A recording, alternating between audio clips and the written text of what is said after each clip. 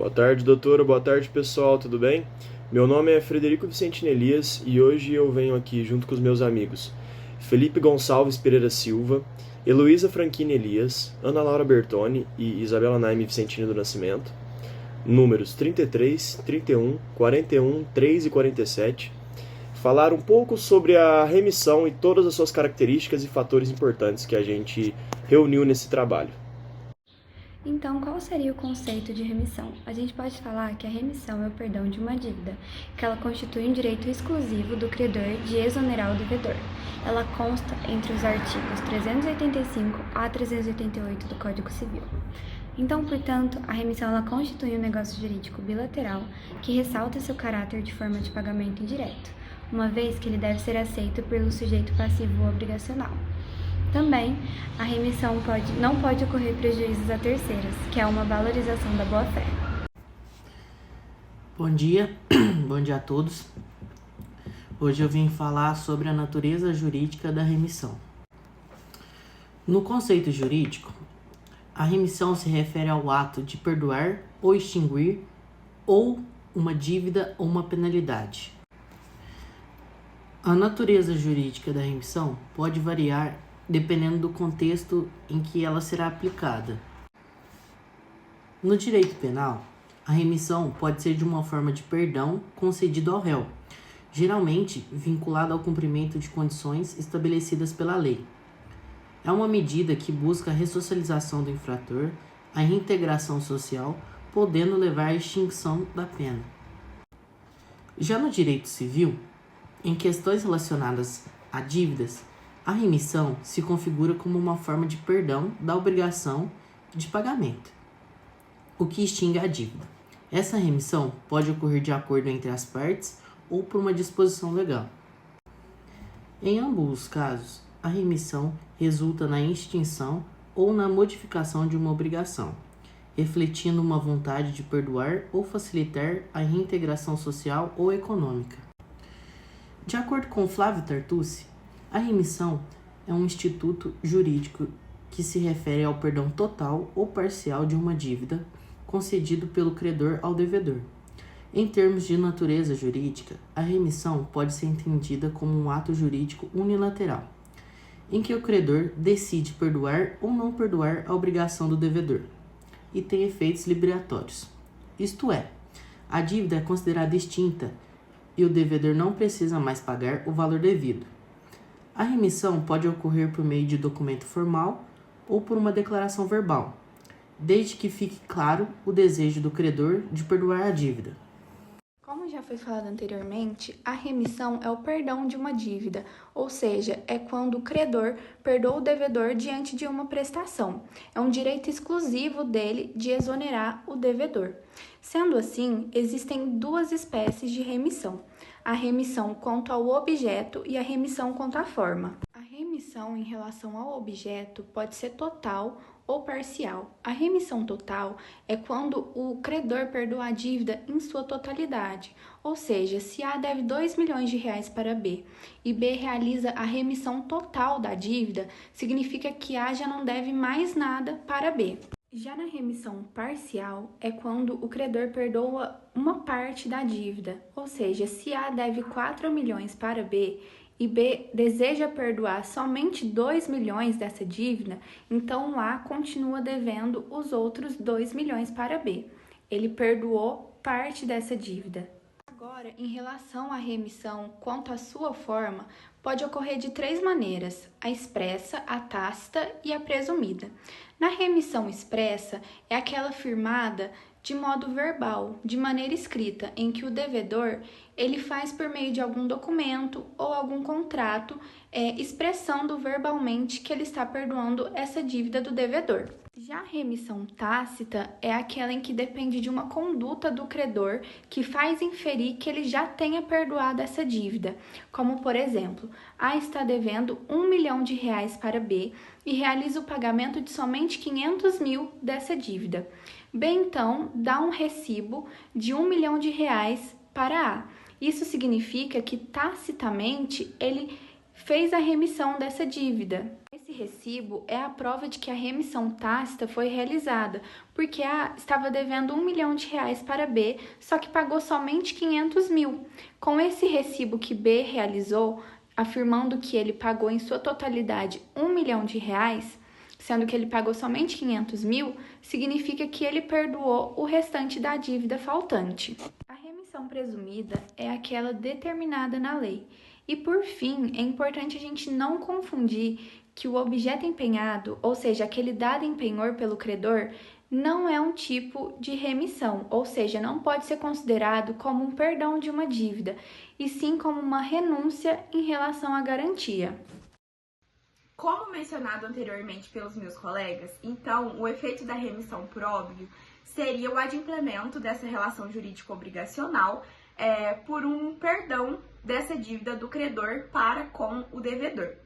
E para que esse adimplemento ele seja eficaz, como diz o Pontes de Miranda na sua escala pontiana, ele necessita ser baseado em alguns princípios. Segundo o Dr. Tartucci, ele fala em 4 princípios fundamentais desse adimplemento, que seria a especificidade, a boa-fé objetiva, a integralidade e o nominalismo.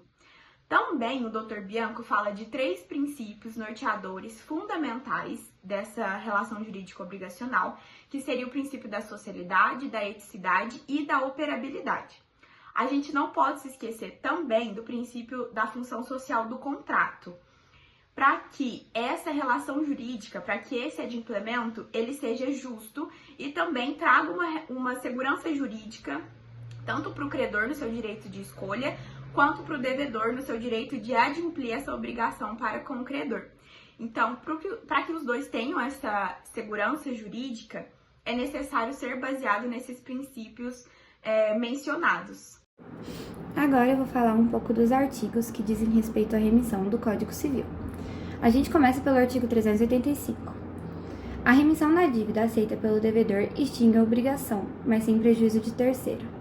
O artigo 385 ele fala mais do conceito da remissão. Ele vai falar que são condições para a remissão produzir seus efeitos naturais, que remete o consentimento do devedor, que se não quiser pode efetuar o pagamento, inclusive por meio da consignação. E a remissão não pode causar prejuízos a terceiros. O artigo 386 fala: a devolução voluntária do título da obrigação, quando por escrito particular, prova desoneração do devedor e seus cobrigados, se o credor for capaz de alienar e o devedor capaz de adquirir. O artigo 386, então, ele fala da remissão tácita da dívida na devolução do título da obrigação por instrumento particular. Então, a devolução voluntária pelo credor do título da obrigação, feito por instrumento particular ao devedor, desonera e os seus coobrigados. O teu artigo 387 fala: a restituição voluntária do objeto empenhado prova a renúncia do credor à garantia real, não a extinção da dívida. O artigo 387 ele fala da remissão tácita do penhor no ato de devolução do objeto empenhado. Então, a devolução voluntária feita pelo credor no objeto empenhado pelo devedor faz presumir a remissão da garantia real prestada. Não se remite, porém, a dívida. Remite-se a obrigação acessória e não a principal, daí a dívida perdurar. A gente tem também o artigo 388, que fala: a remissão concedida a um dos codevedores extingue a dívida na parte a ele correspondente, de modo que, ainda reservando o credor a solidariedade contra os autos, já lhes não pode cobrar o débito sem dedução da parte remitida. Então, esse último artigo que trata sobre a remissão no Código Civil vai falar da remissão de dívida feita a devedor de dívida solidária. O credor que remitir um dos codevedores solidários extingue a cota deste na dívida, devendo reservar-se a solidariedade perante os outros e cobrando-lhes o débito deduzido à parte remitida. Eu também vou falar sobre alguns aspectos doutrinários da remissão. Então, quando a gente fala sobre essa palavra, a gente tem 2 tipos de palavras diferentes: a remissão com 2 S's e a remissão com cedilha. Quando a gente trata da remissão com 2 S's, a gente está falando no disposto do Código Civil, no artigo 385. Quando a gente fala de remissão com cedilha, a gente está falando do disposto do artigo 651 do Código de Processo Civil. Então, nós estamos falando de remissões diferentes. Aqui a gente trata da remissão com 2 S's, que é o ato de liberalidade do credor para com o seu devedor, exonerando o mesmo de uma dívida. Desde que esse devedor consinta, porque se ele não aceitar esse perdão do credor, ele pode sim pagar a sua dívida ainda, mesmo que seja por consignação. Aí vai ter aí o contrato entre as partes para ver como o devedor prefere pagar esse credor, já que não aceitou essa remissão da sua dívida, né, da sua prestação. Para a eficácia da remissão, né, porque a gente fala do plano de eficácia do Pontes de Miranda, é preciso que o remitente seja capaz de alienar essa dívida e também o remitido seja capaz de adquirir. Então, o remitido ele precisa aceitar que ele está sendo perdoado daquela dívida.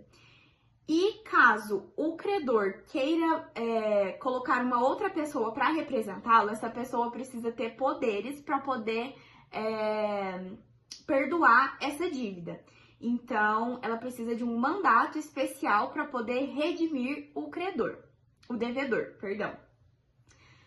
Todos os créditos, desde que sejam de interesse privado, podem ser redimidos. Agora, se ele ferir algum direito público, algum interesse público, ou ele fizer prejuízo a terceiros, essa remissão ela não pode ser dada. Então, mesmo que seja de interesse privado, ela precisa respeitar a ordem pública também. Os direitos romanos são extremamente claros ao afirmarem que os créditos e as dívidas podiam somente se desfazer com a vontade de ambos, o credor e o devedor. De modo coincidente, é dizer, entrando como termos na relação jurídica, só com sua vontade o credor e o devedor poderiam sair. E em caso de pluralidade de devedores, a acceptilatio, realizada pelo credor a um dos devedores, mesmo acessório, dava a liberdade a todos os demais. Em caso de multiplicidade de credores, a acceptilatio feita por um dos credores, ainda que acessório, liberava o devedor.